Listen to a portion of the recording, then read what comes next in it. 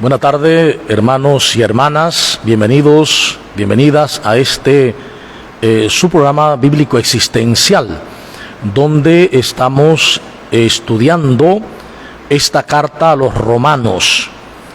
Y hemos hablado de la importancia de estas cartas porque en ellas se puede ver la experiencia de las primeras comunidades, sus vidas, la fe que tenían en el resucitado y cómo vivían esa fe, cómo la asumían, y por lo tanto son cartas de total actualidad y que sobre todo también hay que saber comprender todo su entorno, su contorno, porque de lo contrario también puede falsearse la interpretación.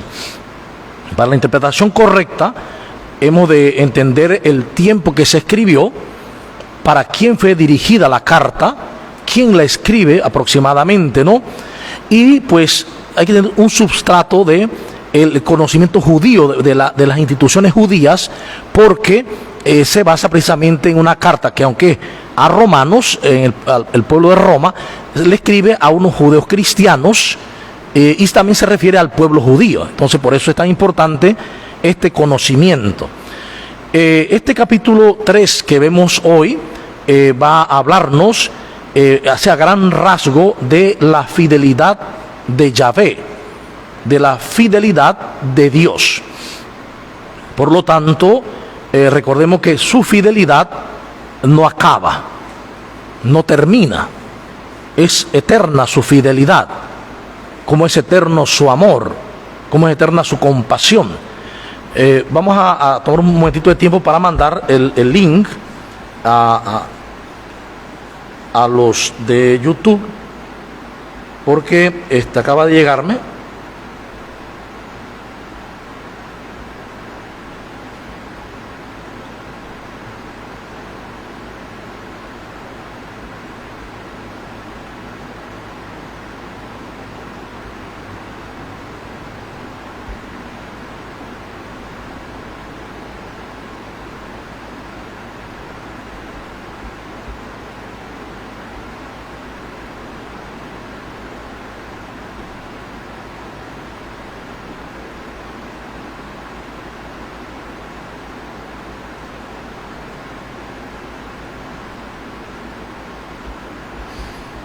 Muy bien, muchas gracias. Vamos a comenzar con la oración. En el nombre del Padre, y del Hijo y del Espíritu Santo, nos ponemos en tus manos, Señor, para que en esta tarde todo lo que compartamos nos ayude a ser mejores discípulos misioneros tuyos, de tal manera que podamos vivir y anunciar con alegría la belleza de tu reinado, que nos ha de llevar a una experiencia continua de vida, de amor y de alegría, de compasión y de misericordia. Por Jesucristo nuestro Señor. Amén. El capítulo 3 de la carta a los Romanos comienza así: entonces, ¿qué ventaja tiene el judío o para qué sirve la circuncisión? Las ventajas son muchas y en todos los aspectos. Primero, Dios confió su palabra a los judíos. Entonces, ¿qué pasa si algunos fueron infieles? ¿Anula su infidelidad la fidelidad de Dios? De ningún modo. Dios se mostrará fiel aunque todos los hombres sean falsos. Como está escrito, en la sentencia tendrás razón, del juicio saldrás inocente. Pero si nuestra culpa hace resaltar la justicia de Dios, ¿qué diremos? ¿Que Dios es injusto al aplicar el castigo? Hablando humanamente, de ningún modo. De lo contrario, ¿cómo podrá Dios juzgar al mundo? Pero si mi falsedad hace resaltar la fidelidad de Dios, siendo así mayor su gloria, ¿por qué encima me condena como pecador? ¿O debemos hacer el mal para que resulte el bien? Es lo que algunos calumniadores me atribuyen. Ellos merecen ser condenados. En conclusión, ¿Llevamos ventaja a los judíos? No en todo. Acabamos de demostrar que todos, judíos y griegos, están sometidos al pecado, como está escrito. No hay uno honrado, ni uno sensato que busque a Dios. No hay uno que busque el bien. Todos se han extraviado y pervertido. No hay quien haga el bien, ni uno solo. Su garganta es una tumba abierta. Mienten con sus lenguas. Sus labios esconden veneno de víboras. Su boca está llena de maldades hirientes. Sus pies corren para derramar sangre. Sus caminos están sembrados de ruina y destrucción. No conocen la ruta de la paz, ni tienen el temor de Dios. Ahora bien, las exigencias de la ley se dirigen a los súbditos de la ley, y así a todos se les tapa la boca y el mundo entero queda sometido al juicio de Dios. Por eso nadie será justificado ante Dios por haber cumplido la ley, ya que la ley se limita a hacernos conocer el pecado. Pero ahora, independientemente de la ley, aunque atestiguada por la ley y los profetas, se da a conocer la justicia de Dios que salva, por la fe en Jesucristo, válida sin distinción para cuantos creen. Todos han pecado y están privados de la presencia de Dios, pero son perdonados sin merecerlo, generosamente, porque Cristo Jesús los ha rescatado. Dios los destinó a ser con su sangre instrumento de expiación para los que creen. Dios mostraba así su justicia cuando pacientemente pasaba por alto los pecados cometidos en el pasado. Demuestra su justicia en el presente siendo justo y haciendo justos a los que creen en Jesús. Y ahora, ¿dónde queda el orgullo? Queda excluido. ¿En virtud de qué ley? ¿Por la ley de las obras? Nada de eso. Por la ley de la fe.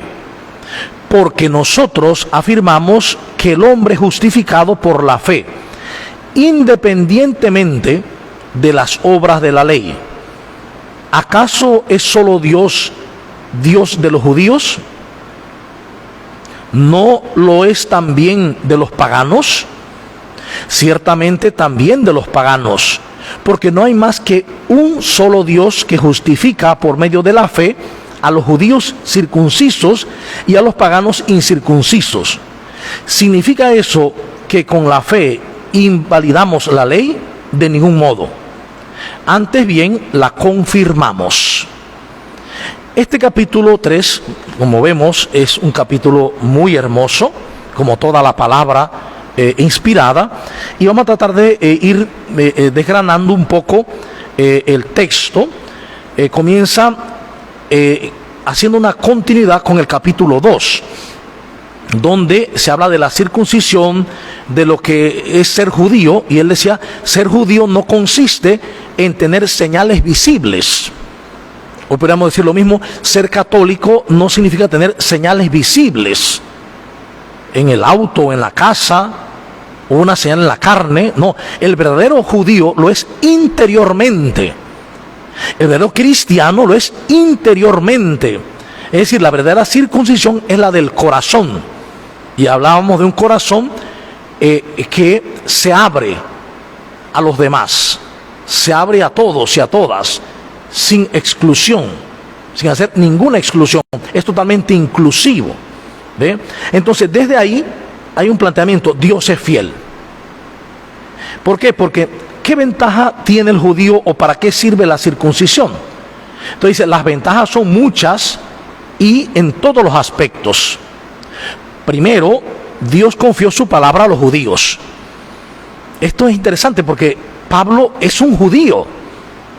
Nosotros tenemos la idea de que Pablo dejó el judaísmo para hacerse cristiano. Pero recuerden que cuando Pablo vive, todavía no había una iglesia cristiana como tal, una religión cristiana como tal.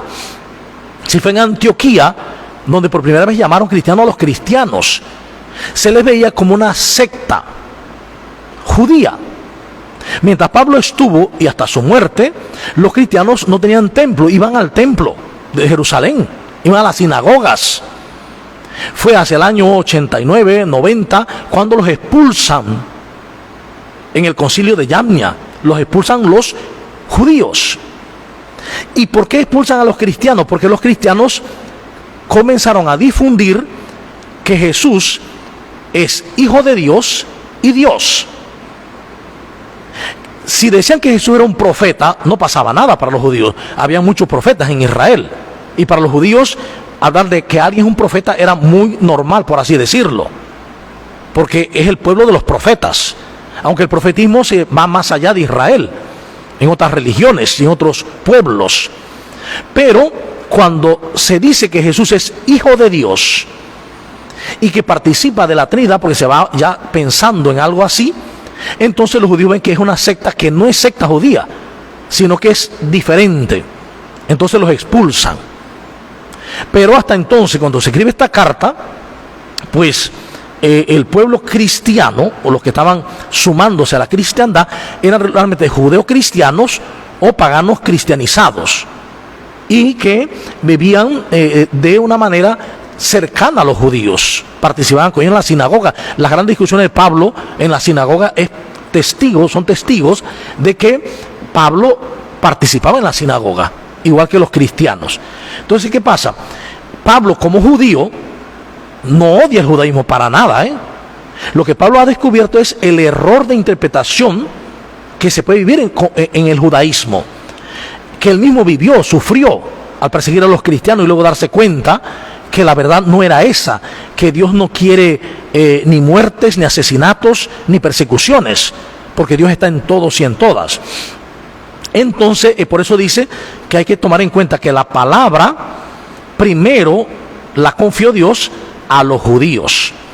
Entonces va a preguntarse, ¿qué pasa si algunos fueron infieles? Algunos.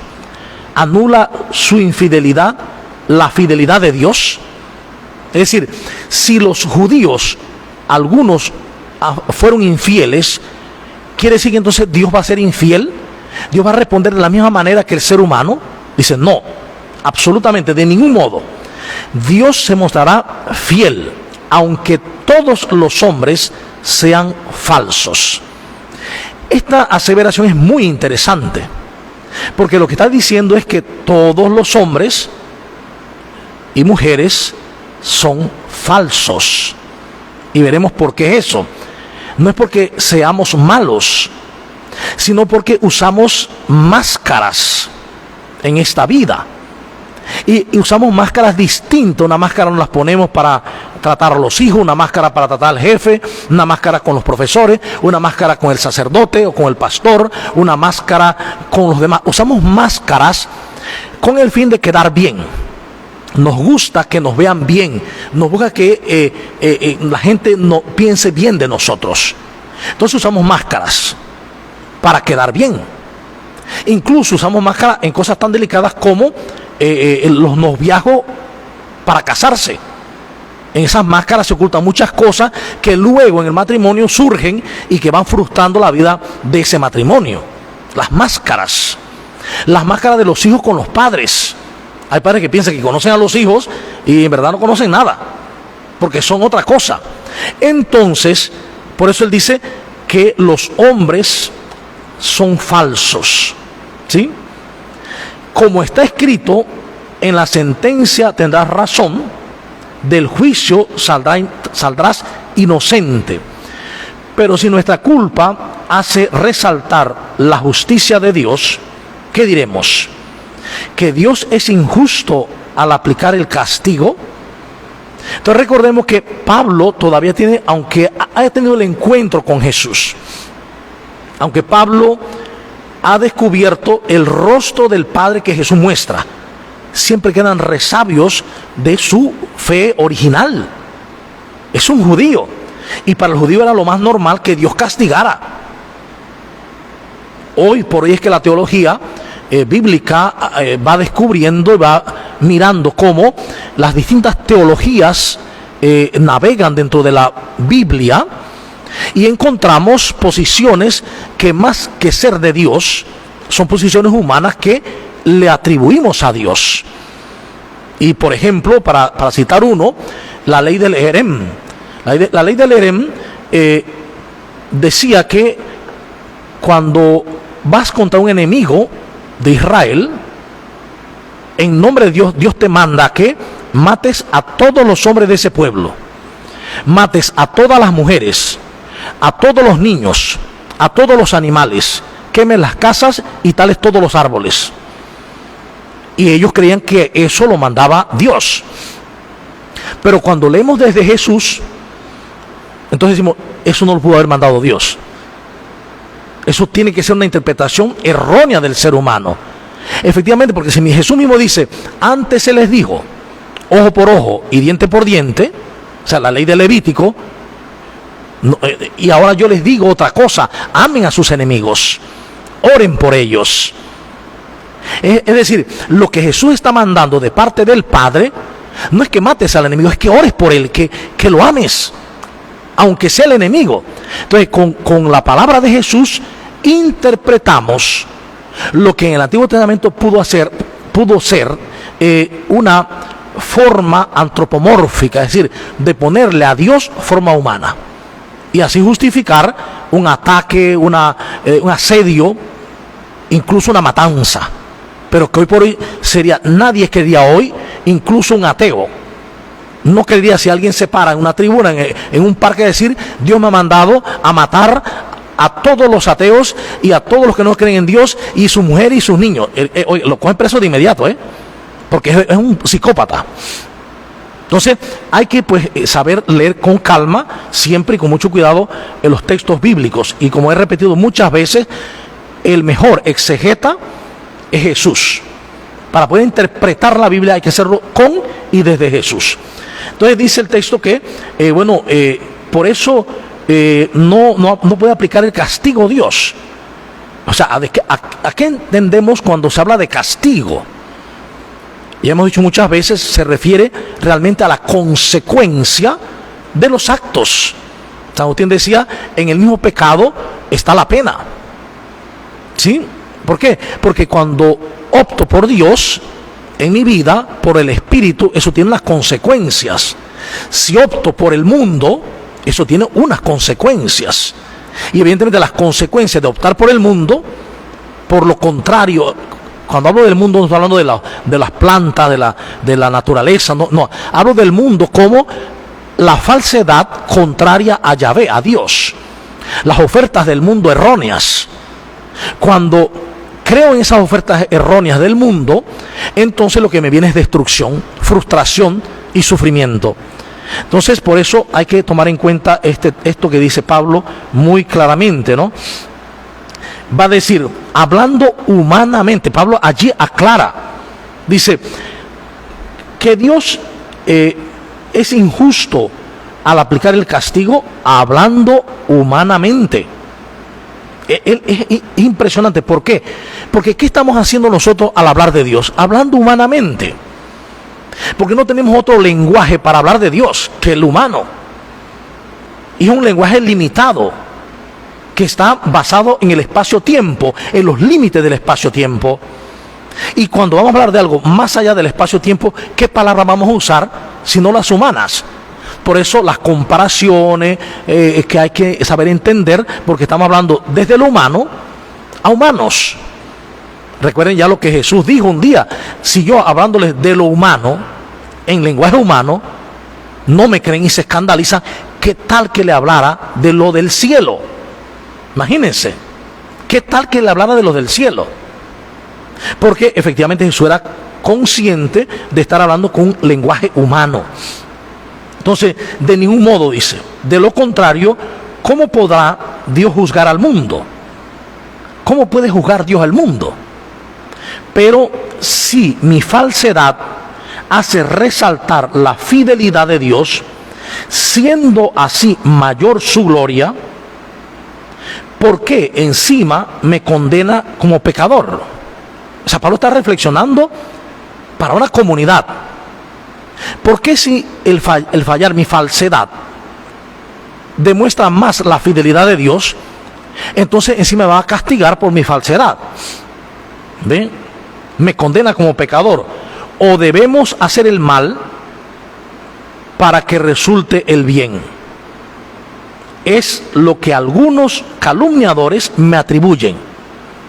Ellos sí merecen ser condenados. ¿Qué pasa? Que es toda esta parte que Pablo lo dice, y uno puede entenderlo primero como que es lo que Pablo cree. No, eso es lo que los que son enemigos de Pablo están diciendo que Pablo dice. ¿Sí? Que no, todo lo del castigo y lo demás. De ahí Pablo parte de una aseveración: todos son pecadores. Y hay que entender, vuelvo a repetir eso que ya otras veces lo he dicho, la conciencia de pecado, el sentido de pecado en Israel, que es diferente a la idea de pecado que solemos tener nosotros, como mancha, como algo que nos entierra vivos, no, algo que nos deja manchados, pero que bueno, uno la limpia y ya sigue adelante, sigue allí mismo. En la visión hebrea, el pecado es no dar en el blanco, es errar el disparo. Por lo tanto, es algo mucho más amplio que una mancha. Si yo veo el pecado como una mancha, entonces el pecado me afecta a mí. Y sí, bueno, socialmente afecta a los demás. Pero cuando lo veo como un errar, esto es totalmente diferente, porque cuando yo yerro, es que he dejado la senda de la verdad, por lo tanto la senda del amor, la senda de la luz, la de la compasión, y me he ido a una senda errónea de desamor y por tanto de no paz, de miedo, de juicio, etc. Entonces, ¿qué pasa? Cuando dice todos son pecadores, es que todos erramos el camino, erramos el tiro. Entonces dice, en conclusión, llevamos ventaja los judíos. Y dice Pablo, no en todo. Acabamos de demostrar que todos, judíos y griegos, están sometidos al pecado. Es decir, judíos y griegos, la humanidad entera, porque era lo que conocían en ese momento. La humanidad entera, la de hoy también, está sometida al pecado. ¿Qué significa? Está sometida a errar, a salirse de la verdad de Dios, que siempre es verdad de amor, para irse al desamor, al miedo, y de allí a la idolatría. Por eso la llamada insistente de Jesús: velen y oren para no caer en la tentación. Porque la tentación es dejar la verdad por el error, por la mentira, dejar el amor por el desamor, dejar la alegría por la tristeza, dejar el buen camino de la paz, del servicio, por el odio y el resentimiento. Entonces, cuando tomo esos caminos, he errado. Entonces, todos estamos sometidos a esto, ¿no? ¿Qué pasa? Dice, y él va a justificar esta aseveración, lo va a justificar con una cita bíblica, o mejor dicho, con varias citas unidas, ¿no? De los Salmos, de Isaías 52, de sabiduría, va a decir, no hay uno honrado. Fíjense esta aseveración tan fuerte: no hay uno honrado, ni uno sensato que busque a Dios. No hay uno que busque el bien. Todos se han extraviado y pervertido. No hay quien haga el bien, ni uno solo. Y me detengo aquí, ¿por qué? Porque parece muy dura esta sentencia. O sea, no hay ni uno que busque a Dios. Habría que entender bien esto. No hay ni uno solo que busque a Dios, al Dios verdadero. Es decir, mucha gente está buscando a Dios, pero no al Dios verdadero. Está buscando el Dios que tienen en su cabeza, las ideas que tenemos en la cabeza, que nos han definido, que nos han dado de Dios. Entonces, claro, busco ese Dios que tengo en la cabeza, pero por eso sigo odiando, juzgando, condenando, tratando mal, porque el Dios que estoy siguiendo no es el verdadero, no es el Dios de Jesucristo. Por esa razón es necesario que toda la iglesia, todos nosotros volvamos a Jesús. Hay que volver a Jesús, como dice Aparecida, recomenzar desde Cristo. Todos lo necesitamos para salir del error, porque no buscamos muchas veces realmente a Dios. No busco al Dios que cuando el hijo pródigo regresa no le cuestiona, no le juzga, no le condena, sino que corre, lo abraza y hace fiesta, lo besa, lo viste nuevo. Ese Dios no lo buscamos. No busco al Dios que dice: el que se sienta libre de pecado, que lance la primera piedra. No buscamos ese Dios. Buscamos un Dios en la cabeza que castigue, que a mis enemigos, a los que me han hecho daño, se las cobre. Estamos buscando una idea de Dios que no es el Dios verdadero. Por eso lo dice allí. Entonces, ¿qué más? Dice: no hay ninguno que busque el bien, ni uno solo. Porque al tener la idea errónea sobre Dios, entonces no estamos buscando el bien real y hacemos el mal. Su garganta es una tumba abierta. Y miren lo que dice: su garganta es una tumba abierta. Esto es muy fuerte. Una tumba, está el cuerpo en putrefacción. Lo que hay es mal olor y asquerosidad. Miren, su garganta es una tumba abierta de asquerosidad. Mienten con sus lenguas. Sus labios esconden veneno de víboras. Fíjense, es todo ese tema de cómo entre los seres humanos, hermanos y hermanas, estamos juzgando, condenando veneno de víboras. ¿Ve? Su boca está llena de maldiciones hirientes. Maldición es decir mal, de cosas que se dicen mal y que hieren a los demás. Sus pies corren para derramar sangre. ¿Ve? Sus caminos están sembrados de ruina y destrucción. Miren, o sea que ese camino de ruina y destrucción no solamente lo hacen para los demás, sino también para ellos mismos. No conocen la ruta de la paz. Ahí cierra esa cita, ¿no? No conocen la ruta de la paz, de Isaías 59:7. Ni tienen el temor de Dios, ni tienen el respeto reverente a Dios. Es decir, el respeto reverente es el que me lleva a creerle a Dios totalmente, absolutamente, y a creerle al Dios de Jesucristo. Recuerden que Jesucristo es el revelador. Él ha dado punto final a esa revelación escrita, ¿no? Y Él ha revelado el verdadero sentido del Antiguo Testamento. Entonces dice Pablo: ahora bien, las exigencias de la ley se dirigen a los súbditos de la ley, y así a todos se les tapa la boca, y el mundo entero queda sometido al juicio de Dios. Pero ¿cuál es el juicio de Dios que menciona Pablo ahora? Por eso nadie será justificado ante Dios por haber cumplido la ley. El juicio de Dios no se basa en cumplir o no cumplir la ley. Esto es interesantísimo. Es decir, el juicio de Dios no se basa en lo que siempre hemos creído, que es por las obras, y que yo me voy a salvar por mis obras. Miren lo que dice: y el mundo entero queda sometido al juicio de Dios. Por eso nadie será justificado ante Dios por haber cumplido la ley. Es decir, nadie será justificado ante Dios por haber cumplido los mandamientos, por haber cumplido el Levítico. Por una sencilla razón: porque nadie los cumple verdaderamente, porque nadie lo hace verdaderamente. Entonces, por esa razón es que dice esto, ¿no? Es más, dice, fíjense, algo muy maravilloso. Dice: ya que la ley se limita a hacernos conocer el pecado. Lo que la ley hace, por los mandamientos, lo que nos hacen es reconocer el pecado, verlo cuando no estamos conforme a ellos, a esos mandamientos, ¿no? Entonces dice: pero ahora, versículo 21, pero ahora, independientemente de la ley. Esto es muy fuerte, y a la vez muy hermoso. Independientemente de la ley, aunque atestiguada por la ley y los profetas, se da a conocer la justicia de Dios que salva.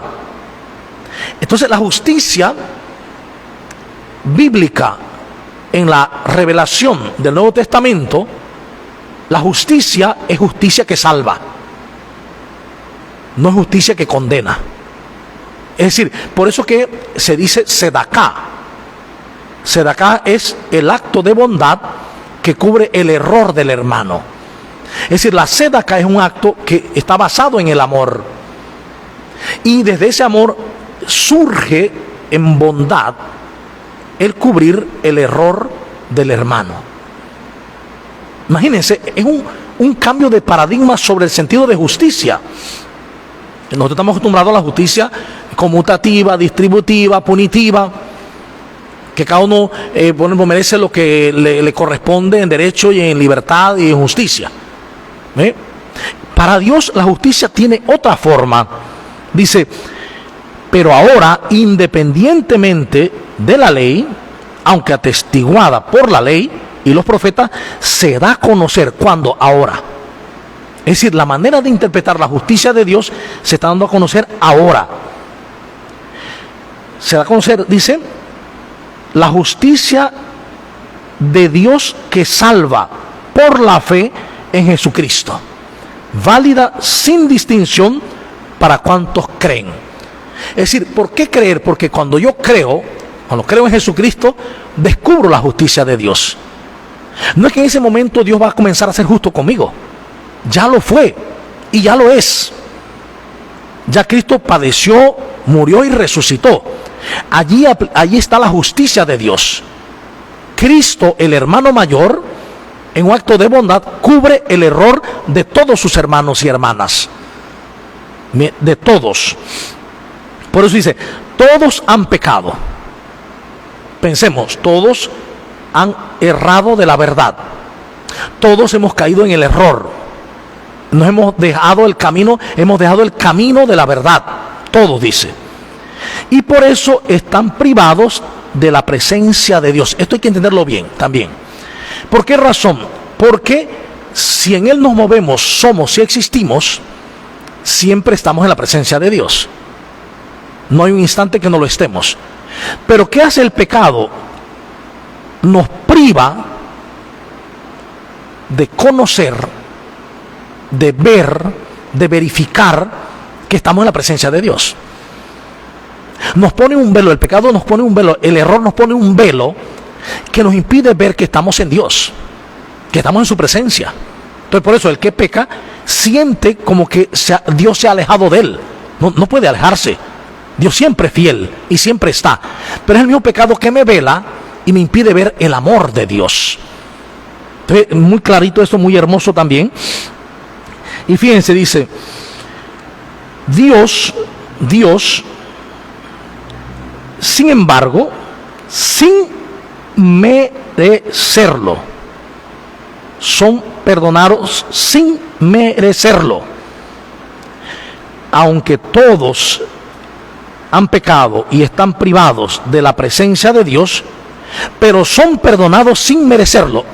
Esto es algo que para mucha gente es nuevo, porque hemos crecido creyendo en el merecimiento.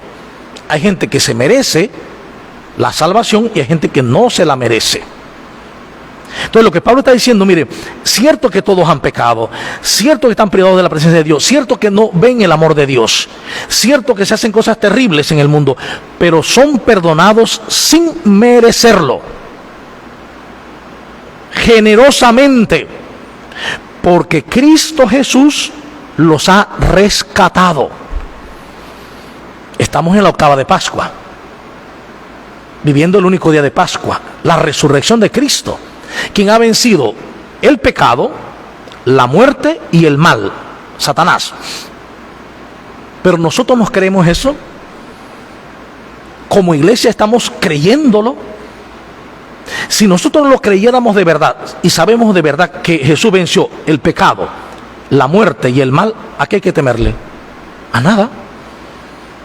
Y al no temerle a nada, ¿en qué lado quedamos? En el amor, porque cuando ya no tenemos miedo, de inmediato quedamos en el amor. Entonces por eso la importancia de entender esto. Y mire, dice, generosamente, sin merecerlo, porque Cristo Jesús los ha rescatado. Dios lo destinó, y aquí está el concepto de justicia de Dios, Dios lo destinó a ser con su sangre instrumento de expiación para los que creen. ¿Por qué razón? ¿Y los que no creen? ¿También Dios los perdona? Claro que sí, pero al no creer no pueden verlo. Al no creer no pueden vivir la paz, el camino de paz. Al no creerlo no pueden salir del error. Al no creerlo siguen sufriendo. Porque a Dios lo que le interesa es el sufrimiento del ser humano, para sacarlos de allí, para sacarnos del sufrimiento y llevarnos a la vida abundante de su amado Hijo.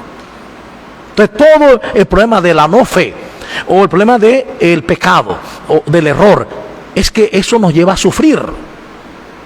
Y entonces Dios no quiere el sufrimiento. Entonces miren, dice, Dios mostraba así su justicia. ¿Ven? Dios lo destinó a ser con su sangre instrumento de expiación. Allí está la justicia de Dios, expiando, un gesto de bondad que cubre el error de todos, sin merecerlo. Entonces dice, demuestra su justicia, que el presente, siendo justo y haciendo justo a los que creen en Jesús. ¿Sí? Demuestra su justicia en el presente, siendo justo y haciendo justos a los que creen en Jesús. Es que si yo creo en Jesús y le creo a Jesús, entonces me creo justificado, entonces me creo santo, me creo amor. Y eso me creo santo está muy distante de ser comparativo. El que se cree santo jamás se compara con los demás. Jamás va a decir yo santo y tú no, jamás. Sino que el que se cree de verdad santo va a ver la santidad en todos y en todas como un reflejo de sí mismo. Porque vemos desde nuestra lupa siempre, desde nuestros lentes. Entonces, ¿qué pasa? Dice, demuestra su justicia en el presente siendo justo y haciendo justos a los que creen en Jesús. Y ahora, ¿dónde queda el orgullo? ¿A qué orgullo se refiere? Al orgullo judío, que serían mejores que los demás. Recuerda que el judío dice, nosotros somos pueblo de Dios y los demás son paganos. El pagano merece la muerte porque no conoce a Yahvé. Entonces, ¿dónde queda el orgullo? Queda excluido. ¿En virtud de qué ley? Por la ley de las obras, nada de eso.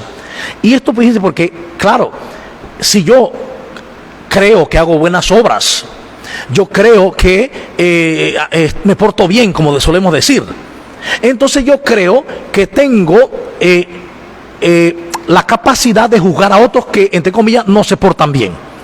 Puedo tener un orgullo religioso. Y dice él, queda excluido ese orgullo. ¿En virtud de qué ley? Por la ley de las obras, nada de eso.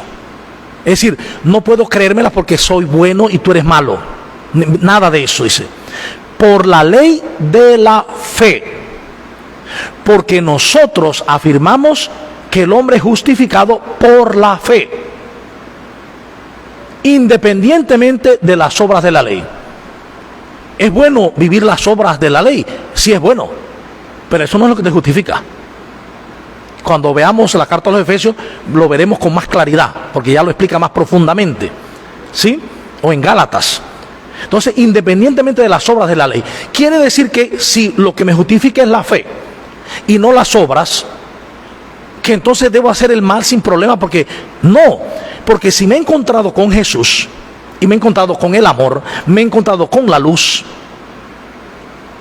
el corazón se me ha abierto al amor y por lo tanto la consecuencia serán buenas obras, serán buenas obras con los demás, buenas acciones con los demás. Por lo tanto, no hacemos buenas acciones para salvarnos, hacemos buenas obras porque estamos salvados, porque Dios ha hecho maravillas, porque Cristo al morir y resucitar ha expiado el pecado del mundo. Entonces esa noticia, esa alegría, esa salvación, ese amor me lleva a hacer todo con amor. Entonces eso marca una gran diferencia también, porque nosotros afirmamos que el hombre es justificado por la fe, independientemente de las obras de la ley. ¿Acaso Dios es solo de los judíos? ¿No lo es también de los paganos? Ciertamente, también de los paganos. Dios es Dios de todos. Esto es importantísimo. Dios no es un patrimonio de los católicos, de nosotros. No es un patrimonio de los cristianos. Dios es patrimonio de la humanidad y del universo. Dios es Dios de todos, ¿sí? Ciertamente también de los paganos, porque no hay más que un solo Dios. No hay más que un solo Dios. Y dice que justifica por medio de la fe a los judíos circuncisos y a los paganos incircuncisos. ¿Significa eso que con la fe invalidamos la ley? De ningún modo, tampoco, antes bien la confirmamos. Pero ahora la ley se vive no para salvarme, sino como consecuencia amorosa de que me he salvado, que Dios me ha salvado. Como Dios me ha salvado y me ha dado su amor, entonces yo estoy dispuesto a hacer el bien. Ese es el camino que la palabra nos muestra. Es el camino que la palabra nos está dando. Y miren qué maravilloso esto. ¿Por qué? Porque al conocer la palabra, se nos está cambiando la mente. Una mente que está dirigida erróneamente a unas ideas que le llamamos Dios. Y no al Dios de Jesucristo. No al Dios de Jesucristo. Es decir, nosotros tenemos que convertirnos al Dios de Jesucristo, no al Dios de mis ideas. ¿Sí? Al Dios de Jesucristo, al que Jesús mostró al pasar por el mundo, porque él mismo lo dijo: quien me ve a mí, ve al Padre. Quien me ve a mí, ve al Padre. Y ese Jesús fue el que mandó: esto es lo que yo quiero que hagan, que se amen los unos a los otros como yo los he amado. Ese es el mandato de Jesús, pero es el mandato de Dios, el mandato del Padre, porque lo que el Padre quiere es eso. Entonces, cuando yo tengo otras ideas sobre Dios, entonces ya no creo en el Dios de Jesús. Y por eso entonces me parece extraño eso de amar a los hermanos. No, yo creo en un Dios, pero en el que yo puedo, si Dios castiga, yo también puedo castigarlos. Si Dios juzga, yo puedo juzgarlos. Entonces son unas ideas muy contradictorias que se vuelven una caricatura de Dios. El camino nuestro es camino de descubrir y seguir, de volver a Jesús, porque en Jesús volvemos a Dios. En Jesús y su reino, su reinado, que es su proyecto, volvemos a Dios. Es decir, se nos quita el velo y nos damos cuenta que estamos en Dios, que en Él nos movemos, somos y existimos. Aquello que decía este monje Thomas Keating, que hace 2 años que murió, y lo he dicho varias veces aquí, que el camino, el vuelo espiritual consiste en que nosotros reconozcamos que existe un otro con mayúscula, no por información, sino por experiencia. Primer requisito para el vuelo espiritual, para el vuelo de la paz. Segundo requisito, decía él, reconocer que necesito acercarme a ese otro con mayúscula. Y tercero, reconocer que no hay otro, porque ese otro y nosotros somos uno solo. Solo que no lo creíamos, solo que no habíamos visto esta realidad. Bien, entonces con esto cierro la explicación y vamos a ver ahora la participación de los oyentes. La participación de los oyentes, si tienen alguna pregunta, si tienen algún comentario, a ver qué está pasando, ¿no?, con este texto.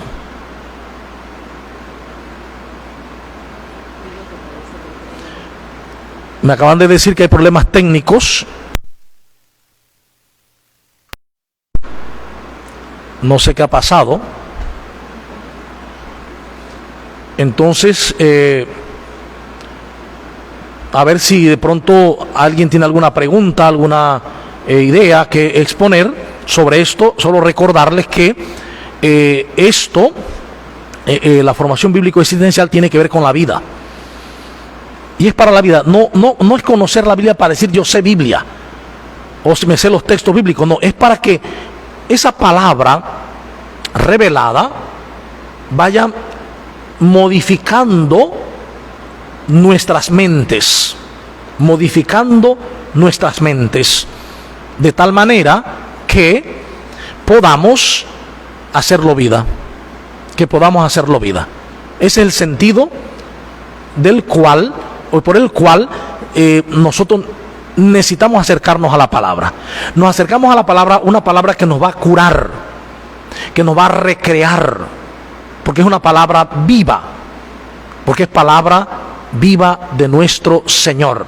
Entonces es necesario que descubramos esto y que estas palabras puedan aplicarse a la vida de las comunidades, de nuestras comunidades. Podemos pensar, mi comunidad, ¿cómo está? ¿Qué pasa con mi comunidad? Mi comunidad está integrando la palabra, está haciendo lo que decía San Francisco de Asís, yo quiero ser palabra viviente, es decir, yo quiero que la palabra me toque de tal manera que me vuelva lo que escucho, porque de hecho sabemos que el ser humano se vuelve aquello que escucha. El ser humano se vuelve aquello que escucha.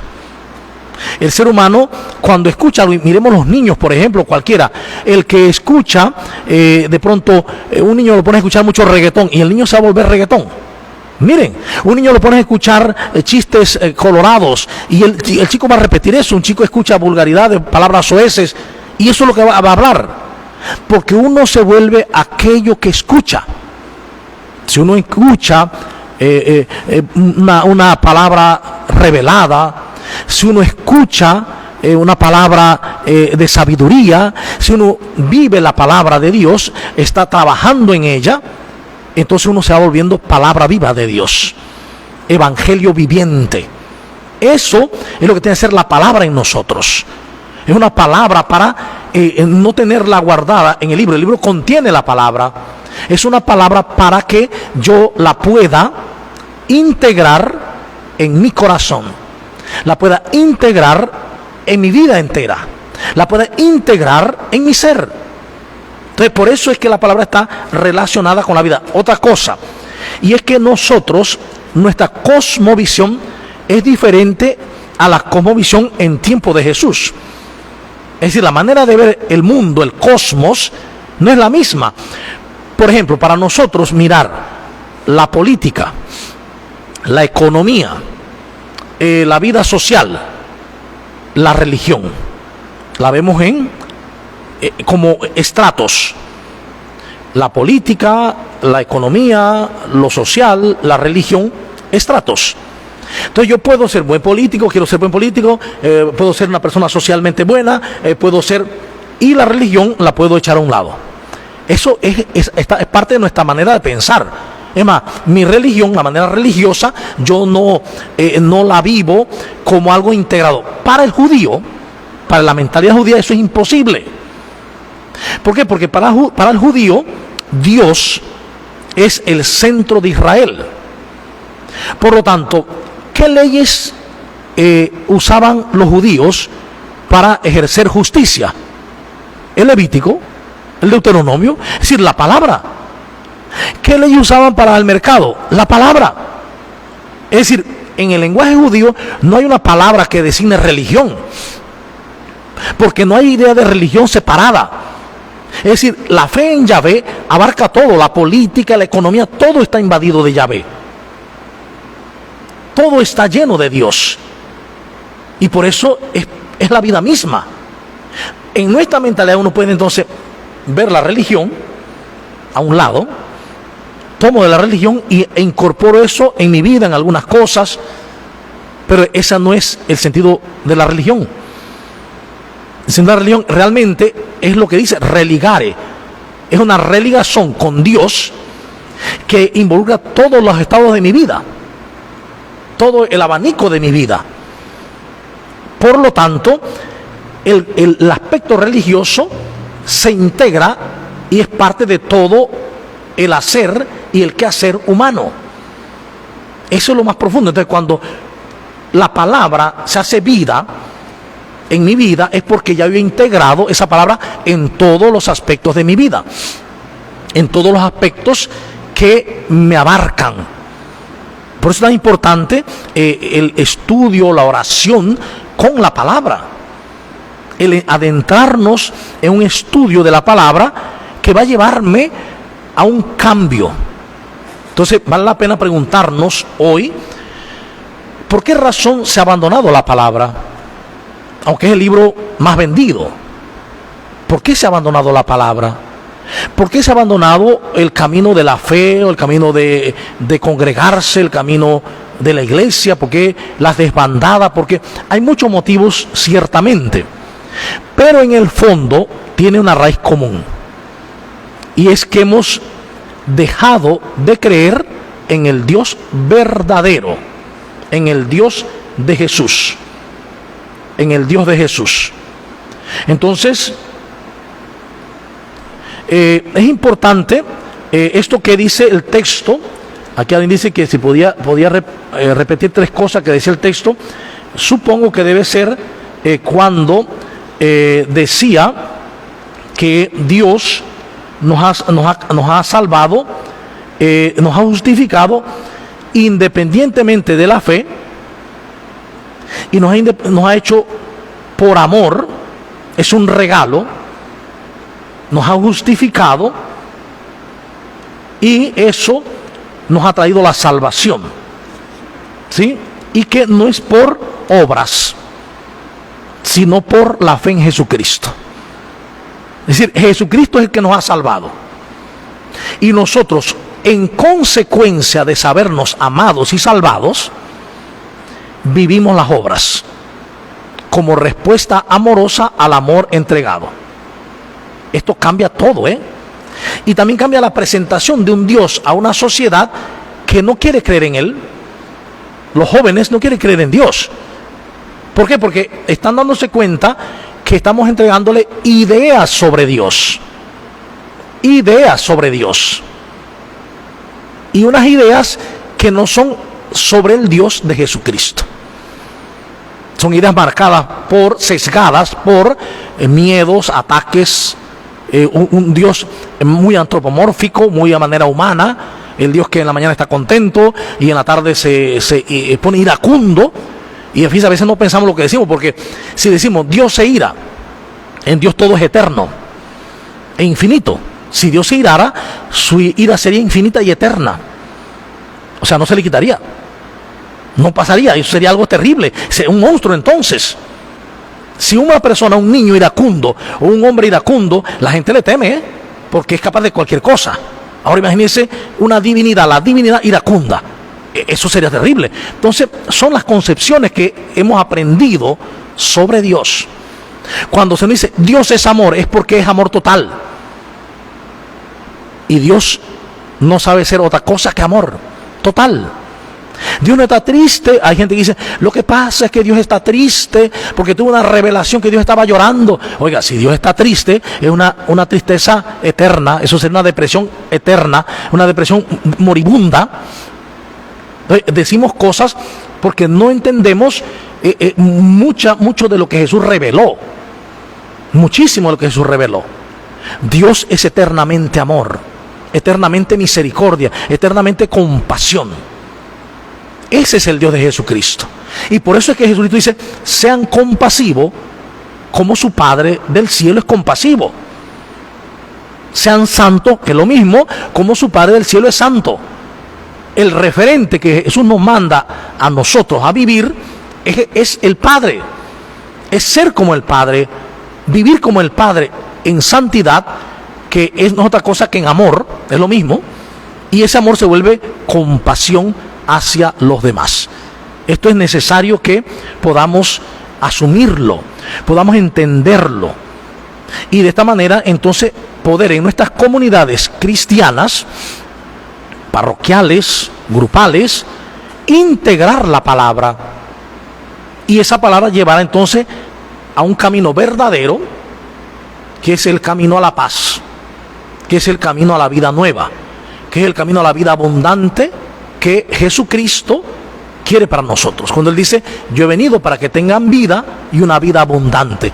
Usted nunca encontrará que Jesús diga en la palabra que Él vino a que suframos. Jamás Jesús dice, yo he venido para que sufran. No, yo he venido para que tengan vida. Y para tener vida abundante, tienen que negarse a sí mismo, al ego, al yo egoico, erróneo, a estar creyendo en lo que el mundo ofrece. Tiene que tomar la cruz de cada día, que no es un leño, es la vida de Jesús, es la cruz, los brazos abiertos, entregando su cuerpo y su sangre por amor, expiando al mundo. Eso es tomar la cruz, es abrir los brazos hacia los demás, actuando como Jesús, también con un gesto de bondad, cubriendo el error de los hermanos. Todo pasó ya. Y tercero, síganme. Síganme significa caminen como yo, vivan como yo. Entonces, cuando hagamos eso, encontraremos la paz, la alegría, viviremos en santidad de amor y estaremos viviendo compasión con los demás. Este es el camino al que Dios nos llama. Dios nos llama a la felicidad, a la dicha, porque quiere como un padre. Si lo comparamos por comparación con un papá, ningún papá sano quiere que sus hijos sufran.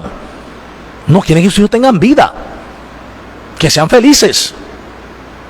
Pues Dios es mucho más. Y Jesús lo dijo: si ustedes, siendo malos, saben dar cosas buenas a sus hijos, porque cuando le piden pan no le dan piedra, cuando le piden huevo no le dan un alacrán, ¿no? Si ustedes, siendo malos, saben dar cosas buenas a sus hijos, ¿cuánto más Dios dará el Espíritu Santo a aquellos que se lo pidan? Dará el espíritu de amor, ¿ve? Que es lo máximo. Lo que nosotros debemos desear es vivir según el Espíritu. No hay nada más grande que eso. Lo que Albert Einstein decía en su lecho de muerte: me he dado cuenta que lo más importante es pensar como Dios. Pensar como Dios es llegar a tener mi mente y mi corazón sintonizados con la mente de Dios. Y de esa manera entonces vivo la paz. No sé si hay alguna pregunta por allí, una participación. Dice, el programa está en Instagram para aquellos que están conectados a YouTube y a Facebook y que no han podido escuchar bien. Va a estar en Instagram y de Instagram lo volvemos a pasar a YouTube posteriormente, sí. Y pueden verlo en Instagram también, sí. Bueno, vamos a terminar entonces con una oración. Darle gracias a Dios por su palabra, por su revelación, por su salvación gratuita, amorosa y tierna para con nosotros, y para que nosotros también, asumiendo esa salvación, vivamos con gratitud, y con esa gratitud y esa gratuidad seamos capaces de abrir los brazos a los demás, de perdonar, es decir, de pasar por alto todo y vivir una vida de paz y de alegría. Y como María seamos capaces de llevar la alegría del Evangelio a todos los que encontremos en nuestras vidas. Por Jesucristo nuestro Señor. Amén.